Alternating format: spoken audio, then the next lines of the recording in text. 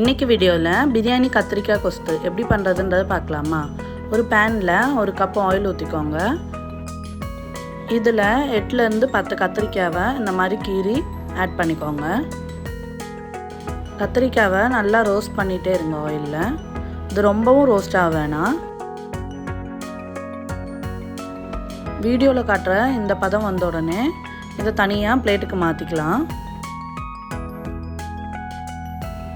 இப்போது பேனில் இருக்க ஆயிலில் கொஞ்சம் ஆயிலை மாற்றி வச்சுட்டு ஒரு 2 டேபிள் ஸ்பூன் ஆயில் மட்டும் ஊற்றி அதில் 1 ஸ்பூன் கடுகு, 1/2 டேபிள் ஸ்பூன் மிளகு, 1/4 டேபிள் ஸ்பூன் ஜீரகம், 1/4 டேபிள் ஸ்பூன் பெருஞ்சீரகம் இது எல்லாத்தையும் ஆட் பண்ணி இது கூடவே கட் பண்ணி வச்சுருக்க 2 ஆனியனை ஆட் பண்ணி நல்லா வதக்கி விட்டுக்கோங்க.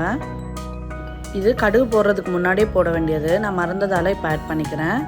2 சின்ன துண்டு பட்டை, 2 கிராம்பு, 1 அன்னாச்சி பூ இது எல்லாத்தையும் ஆட் பண்ணி எண்ணெயில் ஃபஸ்ட்டு கொஞ்சம் வதக்கிக்கோங்க. அதுக்கப்புறம் இது எல்லாத்தையும் நல்லா வதக்கி விட்டுக்கோங்க. ஆனியன் நல்லா கிளாஸ் பதத்துக்கு வந்த உடனே இதில் ஒரு கொத்து கருவேப்பிலையும் ஆட் பண்ணிக்கிறேன். அதுக்கப்புறம் கீரி வச்சுருக்க 3 பச்சை மிளகாவையும் ஆட் பண்ணிக்கிறேன். இதெல்லாம் வதங்கி வந்த உடனே இதில் ஜிஞ்சர் கார்லிக் பேஸ்ட்டு 4 டீஸ்பூன், அதாவது 1 tablespoon ginger garlic paste add பண்ணிக்கிறேன். இப்போ இதை நல்லா கலந்து விட்டுக்கலாம். ஜிஞ்சர் கார்லிக் பேஸ்ட் ஆட் பண்ணியிருக்கனால அதோட பச்சை வாடை போகிற வரை நல்லா கலந்து விட்டுக்கோங்க. இப்போது இதில் கட் பண்ணி வச்சுருக்க 1 டொமேட்டோவை ஆட் பண்ணிக்கிறேன். தக்காளி நல்லா உடஞ்சி வந்ததுக்கப்புறம் இதில் ஆல்ரெடி ரோஸ்ட் பண்ணி வச்சுருக்க கத்திரிக்காயையும் ஆட் பண்ணிக்கிறேன். இப்போ இதை நல்லா வதக்கி விட்டுட்டே இருங்க. ஆட் பண்ண எல்லா இன்க்ரீடியன்ட்ஸும் நல்லா வதங்கி வந்ததுக்கப்புறம் இதில் 1 டேபிள் ஸ்பூன் மல்லிப்பொடி, 1 டேபிள் ஸ்பூன் மிளகாய்த்தூள், ஒரு 1/4 டேபிள் ஸ்பூன் மஞ்சள் தூள், அப்புறம் ஒரு 1/2 டேபிள் ஸ்பூன் கல்லுப்பையும் ஆட் பண்ணிக்கிறேன். இதெல்லாம் நல்லா மசாலா எல்லா இடத்துலையும் படுற மாதிரி வதக்கி விட்டுக்கோங்க. மசாலாவில் எல்லாம் நல்லா வதங்கி வந்ததுக்கப்புறம் இதில் 1 கப்பு புளி தண்ணியை ஆட் பண்ணிக்கிறேன். இது ஒரு லெமன் சைஸ் புளியை கொஞ்சம் வாட்டரில் ஆட் பண்ணி கரைச்சி சேர்த்துக்கிறேன். இந்த ஸ்டேஜில் இதில் ஒரு 1/4 டேபிள் ஸ்பூன் கரம் மசாலாவை ஆட் பண்ணிக்கிறேன். இதெல்லாம் ஆட் பண்ணி இப்போது இது மசாலா ஸ்மெல்லெல்லாம் போகிறதுக்கு தனியாக ஒரு சைடில் கொதிக்க விட்டுக்கலாம். இந்த கேப்பில் இதில் ஆட் பண்ணுறதுக்கான பவுடரை ரெடி பண்ணிக்கலாம். இந்த அடுப்பை லோ ஃப்ளேமில் வச்சுட்டு இன்னொரு அடுப்பில் ஒரு ஃப்ரையிங் பேன் எடுத்திருக்கேன். இதில் ஒரு 50 கிராம் ஆஃப் பீனட் ஆட் பண்ணியிருக்கேன்.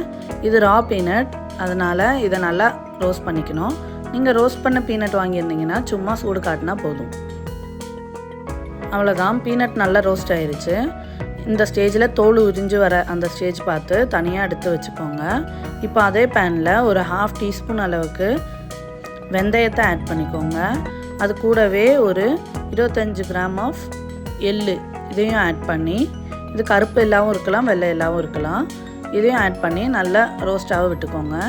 இந்த மாதிரி எள்ளு வெடித்து வரணும். இந்த ஸ்டேஜில் எடுத்து இதை அப்படியே ஒரு மிக்ஸி ஜாருக்கு மாற்றிக்கலாம். இது கூடவே ரோஸ்ட் பண்ண பீனட்டையும் போட்டு கிரவுண்ட் பண்ணி தனியாக எடுத்து வச்சுக்கோங்க. இப்போது கத்திரிக்காயெல்லாம் மசாலாவில் நல்லா வெந்து வந்திருக்கு. இந்த டைமில் ஆல்ரெடி ப்ரிப்பேர் பண்ணி வச்சுருக்க பொடியும் இதில் ஆட் பண்ணிக்கலாம். ஒரு 5 மினிட்ஸ் இதை மூடி போட்டு குக்காக விட்டுக்கலாம். இது பார்த்துக்கிட்டே இருங்க, பீனட் ஆட் பண்ணியிருக்கனால சீக்கிரமாக இது இறுகி வந்துடும். இந்த கன்சிஸ்டன்சி வந்துருச்சு. இதே கன்சிஸ்டன்சியில் வேணும்னா நீங்கள் இப்படியே கூட எடுத்து சர்வ் பண்ணிக்கலாம். எனக்கு கொஞ்சம் தண்ணி போல் வேணுன்றதுனால நான் கொஞ்சம் வாட்டர் ஆட் பண்ணியிருக்கேன். இப்போ கடைசியாக இது மேலே ஒரு 5-6 துண்டு புதினா இலையை ஆட் பண்ணி தேவைக்கேற்ப வாட்டர் ஆட் பண்ணிக்கிறேன். இது அப்படியே கொதி விட்டு வரட்டும். கொதி விட்டு வந்ததுக்கப்புறம் இதில் ஒரு கொத்தமல்லி இலையை தூவி ஸ்டவ் ஆஃப் பண்ணி இறக்கிடலாம். அவ்வளோதான், பிரியாணிக்கான கத்திரிக்காய் கொஸ்து ரெடி ஆயிடுச்சு. வீடியோ பிடிச்சிருந்தா லைக் பண்ணி சப்ஸ்கிரைப் பண்ணி